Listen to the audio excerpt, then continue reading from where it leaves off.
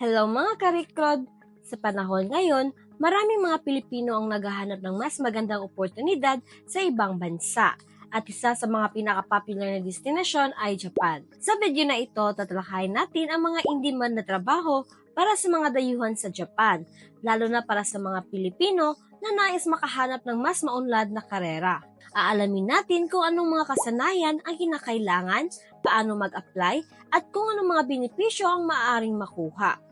Kung ikaw ay nangangarap na magtrabaho sa Japan, siguraduhin mong panoorin ang buong video upang malaman ang lahat ng mahalagang impormasyon na makakatulong sa iyong paglalakbay patungo sa tagumpay. Mga trabaho sa industriya ng impormasyon at teknolohiya or IT. Ang industriya ng IT sa Japan ay patuloy na lumalawak dahil sa mabilis na digital transformation ng bansa.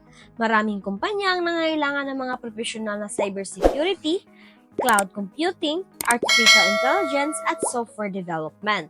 Ang mga software engineer, data analyst, at system administrator ay ilan sa mga kinakailangang posisyon upang mapanatili at mapaunlad ang infrastrukturang pangteknolohiya ng bansa.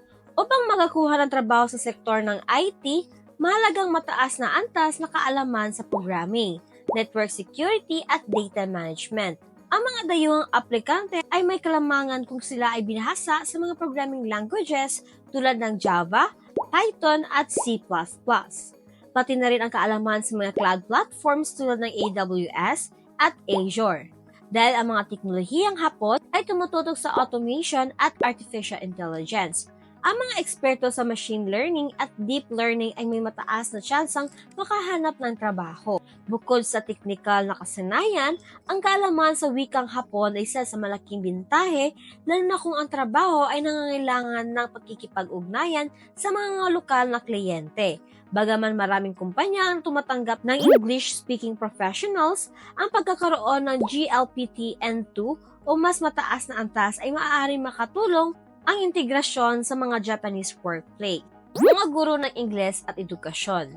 Isa sa mga pangunahing oportunidad para sa mga dayuhan sa Japan ay ang pagtuturo ng Ingles. Dahil sa patuloy na globalisasyon, maraming paaralan, universidad at pribadong akademya ang nangangailangan ng mga English teachers ng mga estudyante sa pakikipag-usap sa wikang Ingles. Maraming kumpanya ang nag-aalok ng English conversation classes, kaya't ang mga native at non-native English speakers ay may pagkakataong makapasok sa industriyang ito. Upang maging English teacher sa Japan, kinakailangan may hawak na bachelor's degree. Kahit na hindi ito konektado sa edukasyon, gayunpaman, ang pagkakaroon ng TESOL, TEFL, or CELTA certification na isa sa malaking bintahe ng mas maraming oportunidad. Maraming paaralan na nag-aalok ng kontrata na karaniwang tumatagal ng 1 hanggang 3 taon na may kasamang benepisyo tulad ng tirahan at suporta sa visa application. Ang pagiging guro sa Japan ay hindi lamang isang trabaho, kundi isang pagkakataon din upang matutunang kultura at sistema ng edukasyon ng bansa. Bukod sa pagtuturo ng Ingles, kung kaya niyang magturo ng iba pang asignatura o tulad ng agham or matematika sa wikang Ingles. Sa pamamagitan ng mas mataas na kwalifikasyon at karanasan, maaaring umangat ang posisyon bilang senior teacher or education consultant. Mga propesyon sa pangangalagang pangkalusugan. Dahil sa patuloy na paglaki ng populasyon ng matatanda sa Japan, malaki ang pangangailangan para sa mga healthcare professionals, tulad ng doktor, nurse, at caregiver. Ang sistemang pangkalusugan sa Japan ay nangangailangan ng karagdagang mga tauhan upang matugunan ang pangangailangan ng mga pasyente, lalo na sa mga rural na lugar kung saan may kakulangan ng medical practitioners. Upang makapagtrabaho bilang doktor or nurse sa Japan, kinakailangan makapasa sa mga pagsusulit at makakuha ng lisensya mula sa Japanese Ministry of Health, Labor and Welfare. Ang mataas na antas ng kasanayan sa wikang Hapon, particular sa medical na terminolohiya, ay mahalaga upang epektibong makipag-ugnayan sa mga pasyente at kapwa na manggagamot. Para naman sa mga nais maging caregiver, mayroong mga training programs na tumutulong sa dayuhan upang matutunan ang tamang pangangalaga sa matatanda at makuha ang kinakailangang visa. Maraming benepisyo ang pagtatrabaho sa healthcare sector ng Japan.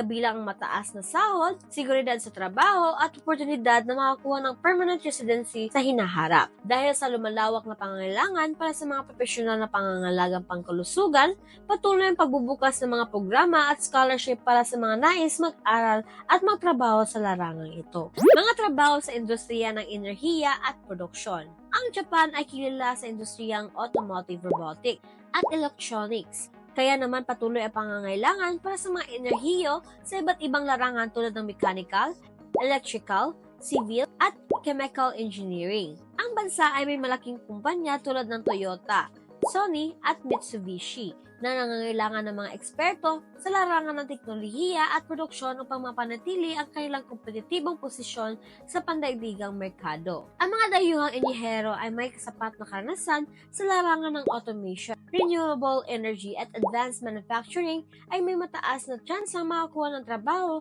sa Japan. Kadalasan ang kumpanyang Hapones ay naghahanap ng aplikanteng may malalim na kaalaman sa industry standards at may kakayahang magtrabaho sa isang team-based na kapaligiran. Ang pagiging bihasa sa CAD software, project management at quality control ay isa ring mahalagang kasanayan upang mapadali ang aplikasyon sa ganitong uri ng trabaho. Gaman maraming kumpanya ang bukas sa mga dayuhang enyehero, may ilan ding nangangailangan ng kasanayan sa wikang Hapon upang makipag-ugnayan sa lokal na workforce.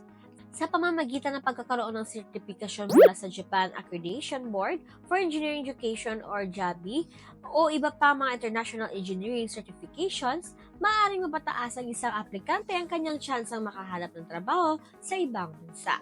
Mga trabaho sa pagsasalin at multicultural na pagkikipag-ugnayan. Dahil sa lumalawak na pandagdigang connections ng Japan, tumataas ang pangangailangan para sa mga profesional sa pagsasalin at interpretasyon. Maraming negosyo, ahensya ng gobyerno, organisasyon ang nangangailangan ng mga bihasa sa parehong Ingles at Hapon upang mapadali ang komunikasyon sa pagitan ng mga dayuhan at mga Hapones. Upang maging isang profesional na tagapagsalin o interpreter, kinakailangan may mataas na antas sa kasanayan sa wikang Hapon, karaniwang ang GLPT or INTO or N1, mahalaga rin ang malalim na kaalaman sa kultura ng parehong bansa upang maiwasan ang maling interpretasyon ng mga dokumento o usapan. Ang mga specialized na tagapagsalin tulad ng mga nasa larangan ng batas ay may mataas na sahod at mas maraming oportunidad sa trabaho. Bukod sa pagsasalin ng wika, ang mga dayuhang may kaalaman sa multicultural na pagkikipag-ugnayan ay maaaring makahanap ng trabaho sa mga larangan tulad ng international business, diplomacy, at global marketing.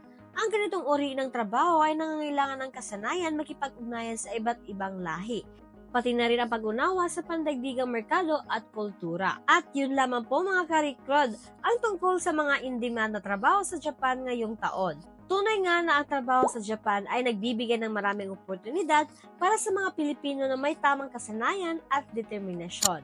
Sa pamamagitan ng maingat na paghahanda, pag-aaral ng wika at tamang aplikasyon ng visa, maaari mong makamit ang pangarap mong magtrabaho sa bansang ito. Sana nakatulong itong video na ito sa pagbibigay ng mahalagang impormasyon tungkol sa in-demand na trabaho sa Japan. Huwag kalimutang i-like, share at mag-subscribe para sa mas marami pang kaalaman tungkol sa trabaho sa ibang bansa.